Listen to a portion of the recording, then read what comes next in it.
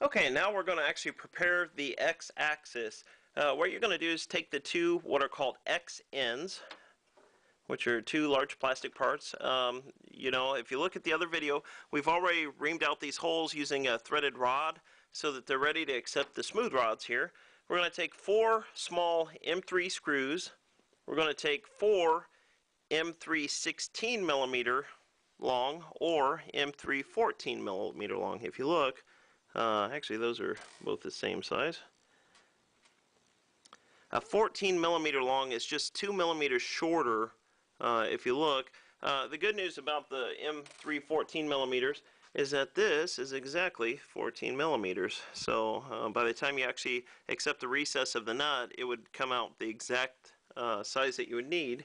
And if you look, the very earliest kits, you're also going to need one M3 25 millimeter screw. So that's the longest 3 millimeter diameter screw that you have. And if you look inside, there's only 2 on, this is called the idler, X idler end, but there are 3 holes that are on the X motor end, and there are only 3 holes if you don't have one of the first kits that actually shipped. These were actually an add-on, this hole that's right here, and what that is for is it's for the super long screw to go all the way through, where you'll actually thread it on here all the way. And what that does is that as you thread it, it's a whole lot easier right now to actually thread this through here using the Allen wrench. And you keep going through and twisting it. Eventually it gets harder, which is good. That's what you want. And what this does is that eventually it's going to actually poke through the bottom of here. And that actually is what we're going to use to set the limit switch for the Z-axis. And so we can actually fine-tune it. The great thing about the M3 screws is that they are 1/2 of a millimeter per revolution. So every time you turn it, it actually goes down 1/2 of a millimeter down into there. And when you have your limit switch underneath of it, then what you're going to do is you're going to have it butt up against the limit switch, and as it keeps hitting the limit switch, to adjust your whole height of your whole axis for your x-axis, and then your extruder is on here on the carriage, then it will raise it or lower it based on turning this screw when it homes on your Z-axis. So we're going to go ahead and actually keep twisting these. It's a little bit hard to get in there. I'm kind of cheating. I'm using a ball end universal socket, Allen wrench. You have a regular one, so a little bit harder to get in there because it's just a slightly off. But just keep twisting that, and eventually all we want to do right now is get it so that it actually just barely pokes through the bottom. We're just trying to get it on there. We don't really care about having it so that it's actually fine-tuned or anything right now. So right there, it is already flush with the bottom. We're going to leave it like that, but that's where that screw goes.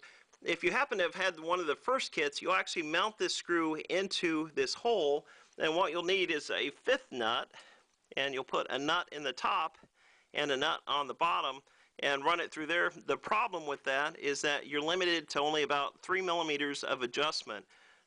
With this extra hole, which is slightly under 3 millimeter diameter here, instead of having 3 millimeters, you end up having about 10 millimeters worth of adjustment. So it really is kind of a benefit. That's why I went through and I added it back in here. I haven't modified the STL files yet, but eventually we're going to.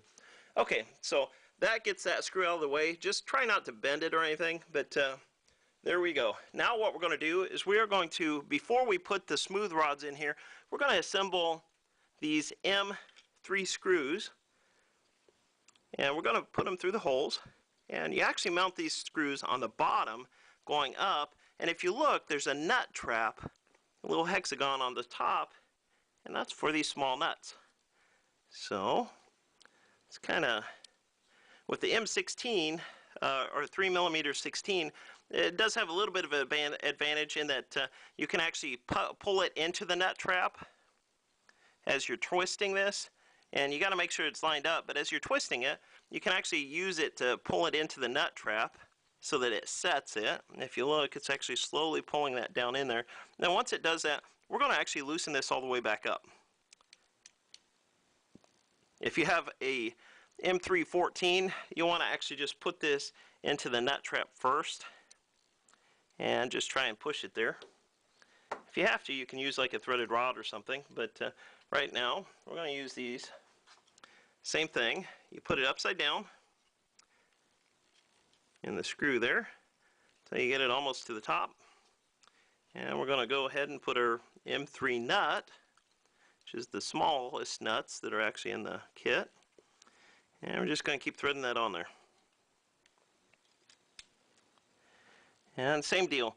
And we want to make sure that that lines up as it's pulling it into the nut trap. Once in a while it's easy to get it so that it's off of alignment. The problem with that is that then it makes it very hard to hold onto that nut if you kind of mess up the nut trap. So we got that one in there. Now we're going to undo it and loosen it all the way back up so that you can see a little bit of daylight down there, which is good. So we're going to set that one off to the side. Let's go ahead and do this to the other side.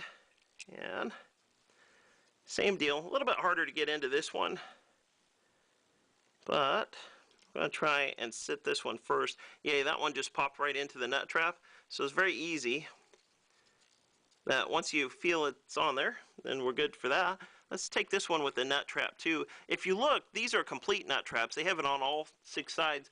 This one's a modified one, and the reason is because I wanted to cut a relief in there so that you can have access to the hole that mounts the motor. So those somehow are a little bit harder to get it to snap in there. Okay, and this time we're just going to use the M314, and it just barely goes in there, but it still is loose. So anyway, so there's those. That was just for show. And so now what we're going to do is we're going to take these smooth rods and be very careful. We've already put the bearings on there. It's very, very important that those bearings are on there. Look at the other video to find it. Then what we're going to do is we're going to actually take it to the edge of a table, and we're going to set it down on the edge of the table. We're just going to kind of wiggle these to start. Let me see if I can zoom in on that. Okay, so we're going to wiggle this in there. You don't really want to do it that way, and the reason is because the clamp is out farther. So we're just going to take that, and remember that we've already taken one of the threaded rods to ream the hole. Then we just kind of push it on there, and you see it actually, it's a tight fit, but it falls pretty smooth when you put a lot of force on it. So anyway, and what you'll do is that if you look, there's a little bit of space in there. That's not a big deal, but what we're going to do is we're going to actually wiggle a little bit more and make sure it goes on there.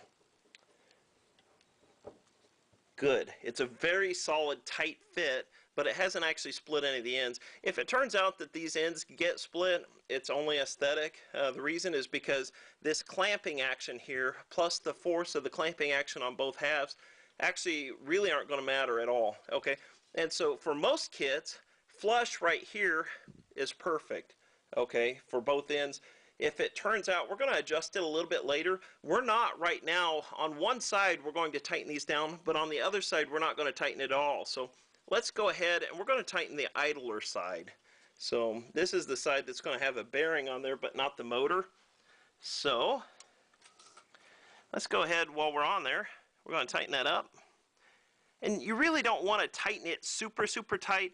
I mean, the good news about something that only has a 1/2 millimeter, movement per turn is that it really has a lot of force on here every time you turn it. So once you cinch it up, maybe put a 1/2 turn or maybe even 1 whole turn to it. But then that is more than enough that these are not going to come off of there. So let's go ahead and do the other side. So what you want is you want to do both sides of one of these first. So we're going to take this and put that on here. Okay, so now we're going to do the second side here, and we're going to do the same thing. We're going to kind of push it. We're not even going to touch this rod. I'm just going to only focus on the rod that we're actually inserting here. And you want it really in there until it buttons down to the very bottom. Butts on the end. Good news about using a tabletop method like this is that it makes the first side flush every time very easy to do. So you see that both sides are actually flush.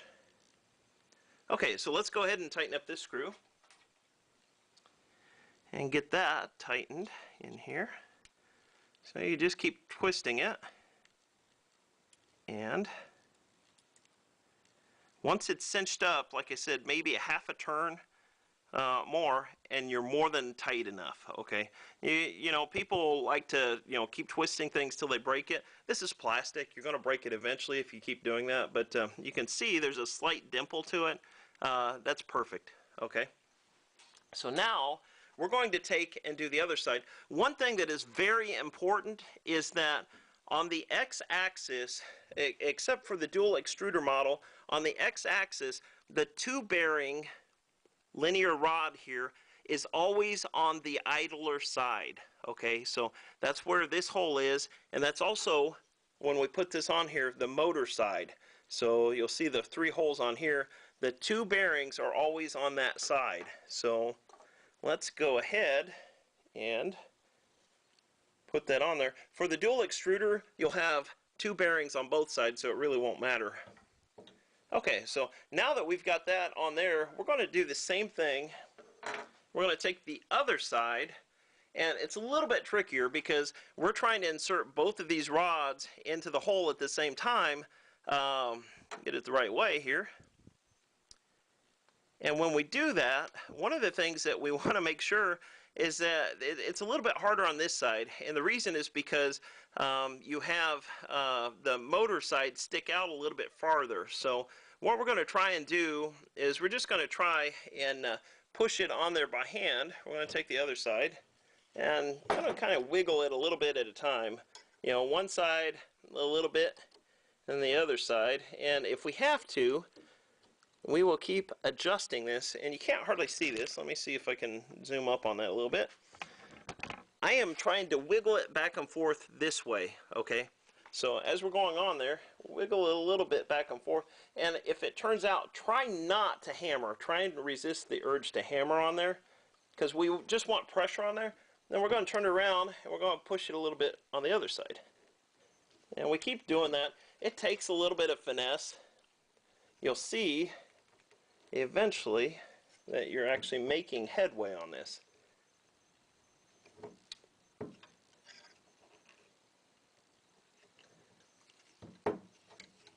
And if you look, slowly but surely, the clamp in, you can see it actually is moving up there. So anyway, just going to keep doing that until we get this on there. And eventually, they start pushing pretty good once both of them get in there. And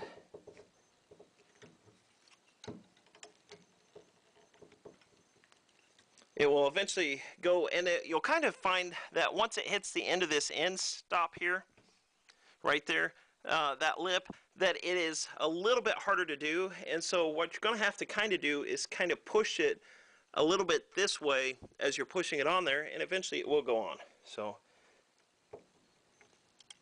and we do a little bit at a time when we go around hard parts like that. So we twist it a little bit, but we don't really want to, you know, sit there and hammer it. And so eventually it goes on. So there is our X ends.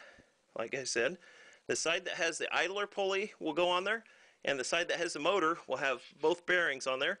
And then try not to twist them or anything or play with them. We don't need to put any oil on it right now, but we're going to leave this end loose because we're going to adjust it once we actually get it all into the assembly. So there you go. There is our full assembly. So no need to put any oil on it or anything. We're going to adjust this end here. Once we get it all assembled, you know, into the machine, we're going to slide it a little bit back and forth to adjust it to perfect that. We're only going to tighten up one end right now, which is this side, which is the idler side that has a single hole in there. And then on this side, we're going to leave it loose. And there you go.